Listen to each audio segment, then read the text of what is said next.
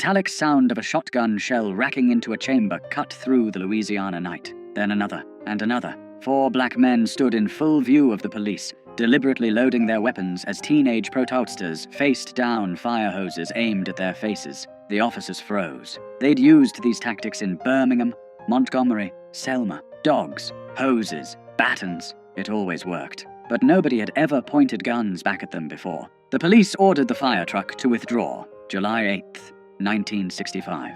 Bogalusa, Louisiana. A white mob surrounded peaceful civil rights marchers outside City Hall, hurling rocks, closing in for the attack that would send them running like they always did. Then 3 shots cracked across the crowd. A white man dropped, hit in the chest. The mob scattered in seconds, and for the first time in the history of the American civil rights movement, a black man had shot a white man in self-defense during a demonstration and lived to tell about it. His name was Henry Austin. He was 21 years old, and he was a deacon for defense and justice. This is the story that history tried to forget. The story of Black World War II and Korean War veterans who came home from fighting for freedom abroad and decided to fight for it at home. Not with sit-ins, not with marches, not by turning the other cheek. With loaded M1 rifles, military discipline, and a simple promise. If you come to kill us, we will kill you first. When the Ku Klux Klan came riding through black neighborhoods at midnight, these men were waiting in the darkness. When white mobs attacked civil rights workers, these men formed armed perimeters. When Martin Luther King Jr. preached non-violence, these men said, "God bless you, but we'll be over here with the shotguns." And in 4 short years, they did something no one thought possible. They made the Klan afraid. The northern Louisiana mill town of Jonesboro seemed like an unlikely birthplace for armed resistance. Population 5,000, half black, half white, entirely segregated. The paper mill paid the wages. Jim Crow wrote the rules, and by 1964, those rules were being challenged by the Congress of Racial Equality, known as CORE. CORE had established a Freedom House in Jonesboro that spring, bringing in young activists, many of them white, to help register black voters. Their presence enraged white Jonesboro. To the local Klan, these outside agitators represented everything they feared about the changing South. So in July 1964, the Klan decided to make an example of them. 5 black churches burned. The Masonic Hall burned. A Baptist center burned. All in the space of a few weeks. The Freedom House itself came under repeated attack. Shots fired through windows at night. Rocks through windshields during the day. The pattern was familiar throughout the South. Terror without consequence. Violence without arrest. But Jonesboro had something most rural southern towns didn't have. It had a significant population of black men who'd fought in World War II and Korea. Men who knew how to handle weapons. Men who'd faced enemy fire on 2 continents. Men who'd been promised that their service to their country would mean something when they came home. They'd been lied to. Ernest Thomas had been born in Jonesboro on November 20th, 1935. He'd grown up fighting white boys for access to swimming holes, learning early that rights went to those who fought for them, not to those who asked politely. After military service, he'd returned home believing that political change had to be secured by force, not moral appeal. The Klan's July rampage proved him right. Frederick Douglass Kirkpatrick had been named after the great abolitionist. Born in 1933 in Haynesville, Louisiana, he'd excelled at Grambling, earning a degree in biology while playing football. His imposing physical presence made him hard to ignore. His education made him hard to dismiss, and his position as gym teacher at the segregated black high school gave him access to the community's young men. Before the convoy, 2 separate groups had already formed to protect CORE workers. Thomas led one group of sentries who guarded the Freedom House at night. Kirkpatrick organized another that monitored police arrests and worked to keep the community safe. Both groups were informal, unorganized, reactive. The July Klan convoy changed everything. Thomas and Kirkpatrick met with about 20 other men in November 1964. Most were veterans. All were tired. Tired of watching their churches burn. Tired of watching their children terrorized. Tired of being told to wait, to be patient, to let the system work. The system was working, just not for them. They called themselves the Deacons for Defense and Justice. The name was strategic. Deacon implied respectability, religious values, community service. It made them sound like a church group, which is exactly what they wanted white folks to think. What they actually were was a disciplined armed self-defense organization with clear rules. Never fire first. Always fire back. Protect civil rights workers, their families, and the black community. Use military tactics, military discipline, military precision. The Deacons established membership criteria that would have made the Army proud. Men only, over 21, American citizens, married men with military service preferred, registered voters, no hotheads. Anyone with a reputation for starting trouble was rejected. This wasn't about revenge. It was about protection. They organized CB radio networks and walkie-talkies for communication. They ran nighttime patrols through black neighborhoods in cars. They stationed armed guards outside the Freedom House, and they made sure everyone, black and white, knew they were there. In early 1965, black students in Jonesboro picketed the local high school, demanding integration. Hostile police arrived with fire trucks, preparing to turn hoses on the teenagers. It was Bull Connor's playbook, proven effective in Birmingham. Then a car pulled up carrying 4 Deacons. In full view of the police, these men calmly loaded their shotguns. The metallic sound of shells racking into chambers carried across the street. The police looked at the shotguns. They looked at the men holding them, men who clearly knew how to use them, and they ordered the fire truck to withdraw. It was the first time in the 20th century that an armed black organization had successfully used weapons to defend a lawful protest against an attack by law enforcement. The students continued their protest, unmolested. Word spread about the men with guns, about the Klan backing down, about a new kind of resistance. Then corps workers in Jonesboro shared something remarkable. After the successful library integration, the Ku Klux Klan burned crosses in response, as they always did. But the Deacons wrote leaflets threatening to kill anyone who burned another cross. They had black housekeepers distribute these leaflets directly into white homes. The cross burnings stopped. In February 1965, Kirkpatrick and Thomas received an urgent message from Bogalusa, Louisiana, 300 miles to the southeast. Black activists there were under siege. They needed help. February 21st, 1965. The day Malcolm X was shot in New York, Kirkpatrick, Thomas, and a Corps field secretary traveled to Bogalusa to organize the Second Deacons chapter. If Jonesboro had been difficult, Bogalusa was a nightmare. The city of 22,000 was a company town, dominated by Crown Zellerbach, a massive paper mill operation. Roughly 40% of residents worked for the company. 70% of the city's taxes came from Crown Zellerbach employees, and approximately 100 of those employees were Ku Klux Klan members. The mill embodied segregation. Black workers couldn't eat with whites, couldn't sit in the same break rooms, couldn't use the same restrooms, couldn't hold supervisory positions no matter how qualified. They did the hardest, dirtiest, most dangerous work for the lowest wages. When they complained, they got fired. When they organized, they got killed. In early 1965, Washington Parish hired its first black deputy sheriffs. Within weeks, both were targeted. One was Ambas, innated. The other barely survived an attack in the small town of Varnado, just north of Bogalusa. The killers were never apprehended. The message was clear. Black people in positions of authority would be removed by any means necessary. Into this environment stepped 3 men who would lead the Bogalusa Deacons: Robert Hicks, A.Z. Young, and Charles Sims. All worked at Crown Zellerbach. All had reached their breaking point. Charles Sims became the face of the Bogalusa Deacons. A World War II veteran, he was described by journalists as grizzled, intimidating, with beady eyes and a gap where 2 teeth should be. Jet magazine called him the man most feared by whites in Louisiana. When reporters asked if he'd ever been arrested for battery, Sims estimated about 20 times. When they asked, battery with what? He just held up his fists. But Sims's public persona as a tough guy masked something more important: tactical discipline. He understood that protection required deterrence, and deterrence required fear. If white segregationists believed the Deacons were more dangerous than they actually were, so much the better. The goal wasn't to fight. It was to make sure fighting never became necessary. Robert Hicks had publicly demanded that black workers at the mill receive equal promotion opportunities. This made him a target. In early 1965, a coffin appeared in his yard with his name painted on the side. A burning cross accompanied it. The Klan's traditional calling card: stop your agitation or die. Hicks didn't stop. The Deacons made sure he didn't have to. The Bogalusa chapter grew rapidly. Deacons established 24-hour armed guard rotations around Hicks's home and the homes of other activists. They patrolled black neighborhoods in vehicles equipped with CB radios. They created quick response teams that could be anywhere in the city within minutes. And they made one thing absolutely clear.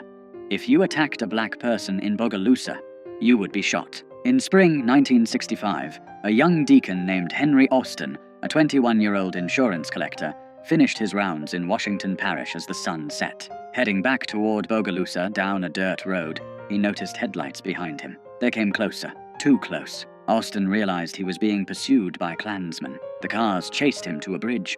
They pulled alongside, trying to force him off the road. Austin had two choices: die or fight. He chose to fight. Opening fire with his pistol through his own car window, he hit the lead vehicle.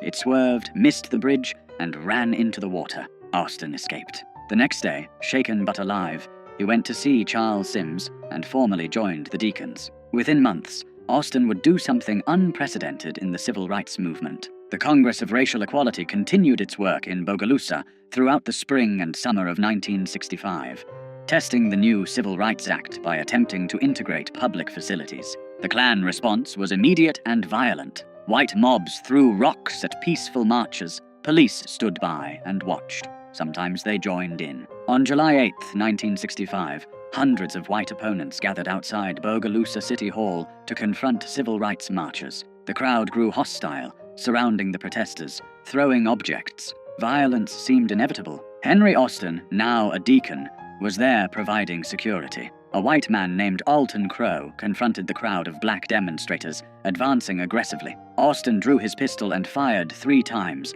hitting Crow in the chest. The mob dispersed instantly. Crow survived. So did Austin. And that night, Charles Sims reportedly said to FBI informants, a brand new Negro was born. It was the first time during the civil rights movement that a black man had shot a white man in self-defense during a demonstration and survived to tell about it. The psychological impact rippled through both communities. For black residents of Bogalusa, it proved that armed self-defense worked. For white segregationists, it proved the rules had changed. Corps leader James Farmer needed to come to Bogalusa to speak at the funeral of one of the assassinated black deputies. Police warned him the Klan was planning to shoot him. Farmer, one of the principal architects of non-violent civil rights protest, called the Deacons. 4 armed deacons met Farmer at the New Orleans airport. They drove him 65 miles to Bogalusa in a convoy, weapons visible, radios coordinating. They provided security at the funeral, where approximately 50 deacons attended. No one was attacked. Farmer survived, and afterward, he told the press something that shocked civil rights leaders across the country. Corps is non-violent, but we have no right to tell black people in Bogalusa or anywhere else that they do not have the right to defend their homes. Even Martin Luther King Jr.'s Southern Christian Leadership Conference employed armed guards, though they rarely discussed it publicly. King himself, during the early days of the Montgomery bus boycott, had kept guns in his home. The difference was visibility. The deacons didn't hide their weapons. They displayed them openly, deliberately, strategically. On a July night in 1965, a cavalcade of 25 Klan cars drove through a black neighborhood in Bogalusa, hurling insults, randomly firing into houses. The Klan had done this hundreds of times before, in dozens of towns, always with the same result: terror without resistance. This time, the neighborhood fired back. Dozens of rifles and pistols opened up on the convoy. Klansmen, shocked to be under attack, sped away in panic. Some vehicles running into ditches in their haste to escape. They never came back. One deacon leader remembered, they finally found out that we really are men, and that we would do what we said, and we meant what we said. The escalating violence forced the federal government's hand. The Department of Justice, which had been reluctant to challenge local police departments that collaborated with the Klan, finally acted. In July 1965, using Reconstruction-era laws, federal authorities ordered local police to protect civil rights workers. FBI agents flooded the region. Federal prosecutors began building cases against Klan members. By the end of 1965, the Louisiana Klan had been devastated. Membership collapsed. Cross-burnings nearly ceased. Night riding stopped. Federal surveillance and prosecution, combined with armed black resistance, had accomplished what decades of non-violent protest alone could not. The Deacons expanded rapidly. On March 8, 1965, they formally incorporated as a Louisiana non-profit organization. with an explicit mission: the defense of civil rights, property rights, and personal rights. By mid-1965, chapters existed across Louisiana, Mississippi, Alabama, and even in Chicago. At their peak, the Deacons had approximately 21 chapters and 46 affiliates. They provided security for major civil rights events. In 1966, when James Meredith, the first black student at the University of Mississippi, was shot during his March Against Fear, the Deacons joined the continuation march from Memphis to Jackson, providing armed escorts. At night campsites, Deacons stood guard. Martin Luther King Jr., despite his philosophical opposition to armed resistance, accepted their protection during parts of the march. He understood that in rural Mississippi, nonviolence alone could get you killed. Charles Sims articulated the Deacons' philosophy in an August 1965 interview.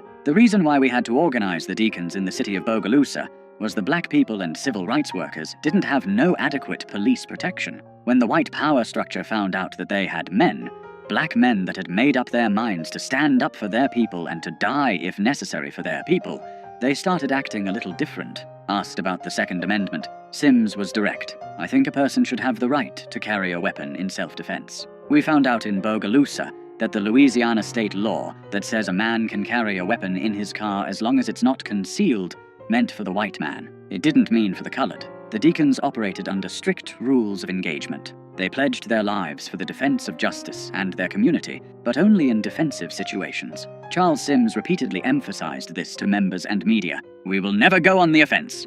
But if the Klan or anybody else comes in here to hit us, I guarantee they will get hit back." This discipline separated them from vigilantes. They weren't seeking revenge or starting fights.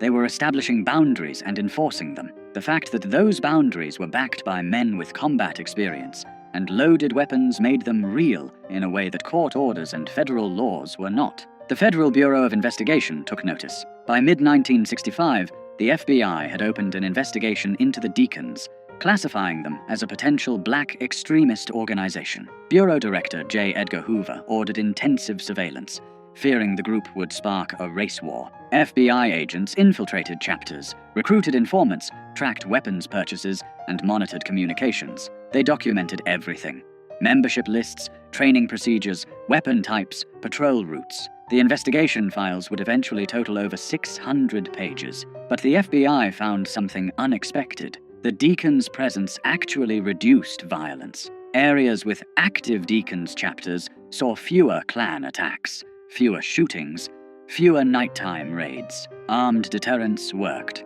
The Deacons' effectiveness in Bogalusa had additional consequences. Robert Hicks, the activist whose home had been threatened with the coffin, turned to the court system in late 1965 to challenge workplace discrimination at Crown Zellerbach. His lawsuit, backed by federal civil rights enforcement and protected by the Deacons, opened previously closed job opportunities and promotions for black workers at the mill. The combination of federal legal action, armed self-defense, and organized protest proved more effective than any single approach alone. Black voter registration in the region increased dramatically. By the late 1960s, black residents were serving in law enforcement positions throughout rural Louisiana, something unthinkable just years earlier. But success brought complications. The Black Power movement, emerging in 1966 with Stokely Carmichael's famous call in Mississippi, attracted national attention. The Black Panther Party, founded that same year in Oakland, California, adopted some of the Deacons' tactics but added revolutionary rhetoric that the Deacons had always avoided. Charles Sims rejected black power as a concept. "I don't want to live under black power," he said. "I don't want to live under white power. I want equal power, and that's what I push." He dismissed Carmichael as a show-off. "I don't see nothing they were doing to even be talking about no black power," Sims said. "The black power, we had it. In them 30 rounds of ammunition on a man's shoulder, we had the black power." The Deacons were apolitical except for civil rights and self-defense. They rejected attempts by black nationalists and white communists to recruit them to broader ideological causes. They were working men, veterans, family men. They weren't revolutionaries. They just wanted to protect their community and enforce their constitutional rights. As federal civil rights enforcement improved, and the Voting Rights Act of 1965 began changing the political landscape, the acute need for armed self-defense diminished. The Deacons had forced the federal government to intervene. Once that intervention came, their role became less critical. By 1968, Deacon's activity had declined significantly. The Black Panther Party, with its more militant rhetoric and urban focus, captured media attention and overshadowed the rural, working-class, defensive approach of the Deacons. The FBI, concerned about urban riots and revolutionary movements, shifted its surveillance away from the Deacons toward these newer organizations. The Deacons never completely disbanded, but they faded from public view. Their story was largely forgotten, overshadowed by the more visible narrative of non-violent resistance led by Martin Luther King Jr. History books mentioned them briefly, if at all. The civil rights movement, as taught in schools, emphasized peaceful protests and moral suasion, not armed veterans establishing defensive perimeters. Frederick Douglass Kirkpatrick moved to New York, became a minister, and dedicated himself to teaching black history through music.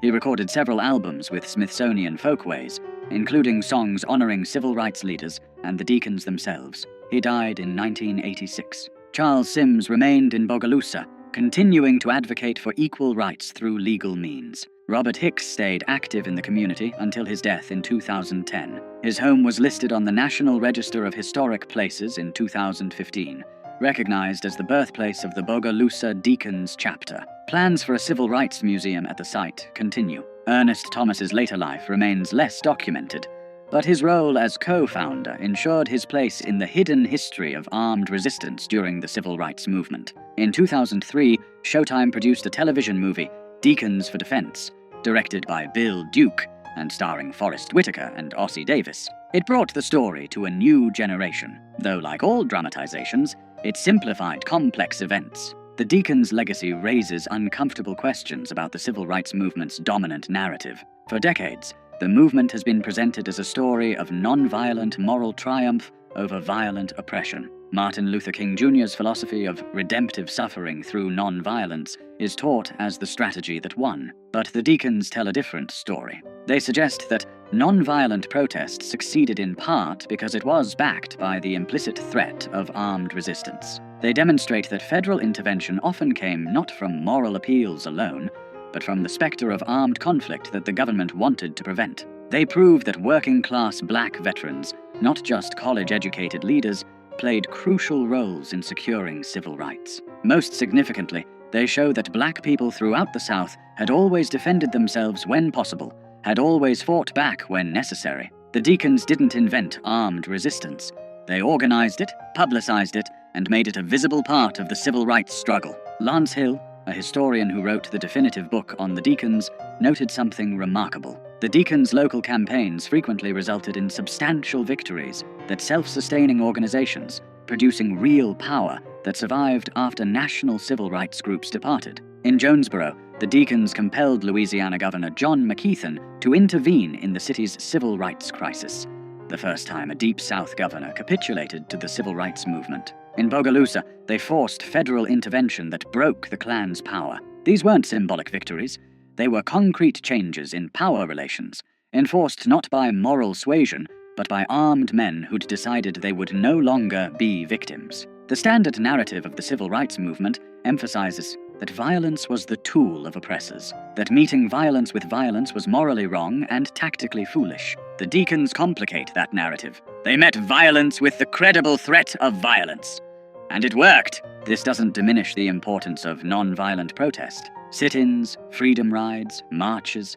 These tactics mobilized public opinion, attracted media coverage, and created moral pressure on political leaders. But in rural Louisiana and Mississippi, where federal marshals were absent and local police were Klansmen, non-violent protesters needed protection. The Deacons provided it. One Deacon member told an interviewer, "If the Deacons had been organized in 1964, the 3 civil rights workers that was assassinated in Philadelphia, Mississippi, might have been living today because we'd have been around to protect them." He was referring to James Chaney, Andrew Goodman, and Michael Schwerner, murdered by Klansmen and buried in an earthen dam, their deaths shocking the nation. Would armed guards have saved them? Impossible to know, but the fact remains. In areas where Deacons operated, civil rights workers survived. In areas without that protection, some didn't. The Deacons represented something that made civil rights organizations nervous and historians uncomfortable. The American tradition of armed self-defense applied to black people. The Second Amendment,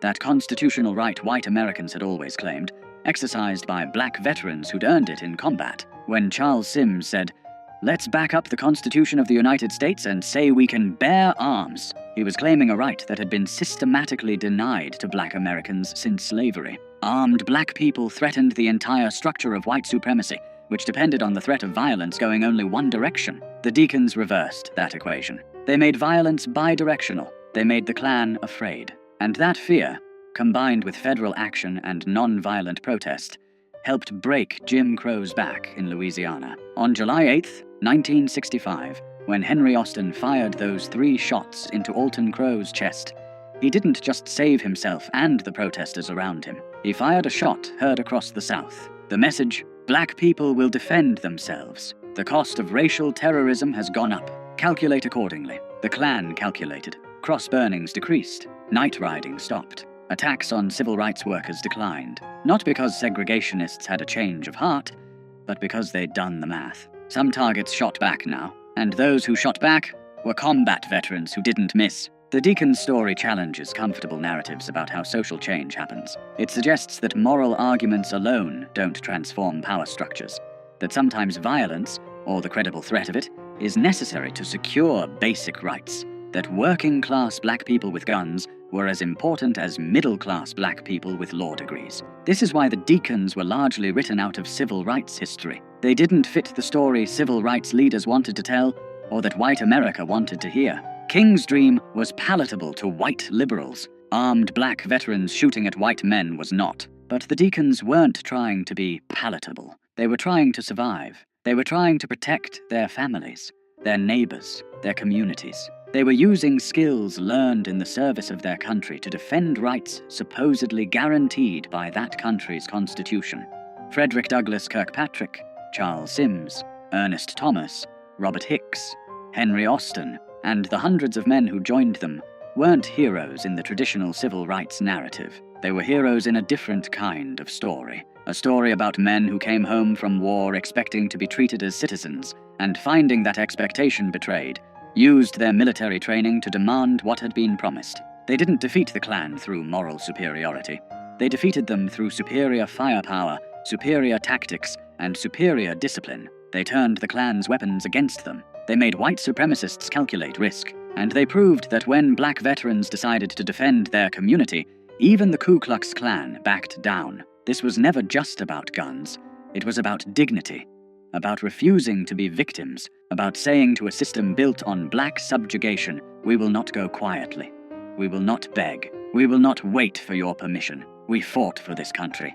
We are citizens, and we will defend ourselves." Charles Sims, grizzled and gap-toothed, standing in Bogalusa with a rifle across his lap, represented something white supremacy couldn't survive. A black man who refused to be afraid. Multiply that man by hundreds, arm them with military training and modern weapons, organize them with military discipline, and you have what the Deacons for Defense and Justice actually were. Not a revolutionary army, not black nationalists, just American veterans exercising their constitutional rights. When the shooting finally stopped, when the Klan retreated, when federal law enforcement finally arrived to do its job, the Deacons had accomplished something historians still struggle to fully acknowledge. They had protected their community through armed resistance, forced government intervention through the threat of escalating violence, and proved that sometimes the only effective response to terror is the credible promise of retaliation. In Jonesboro, Louisiana, in November 1964, when Ernest Thomas and Frederick Douglass Kirkpatrick called that first meeting of combat veterans, they weren't starting a revolution. They were finishing one. The revolution begun by black soldiers who fought in 2 world wars,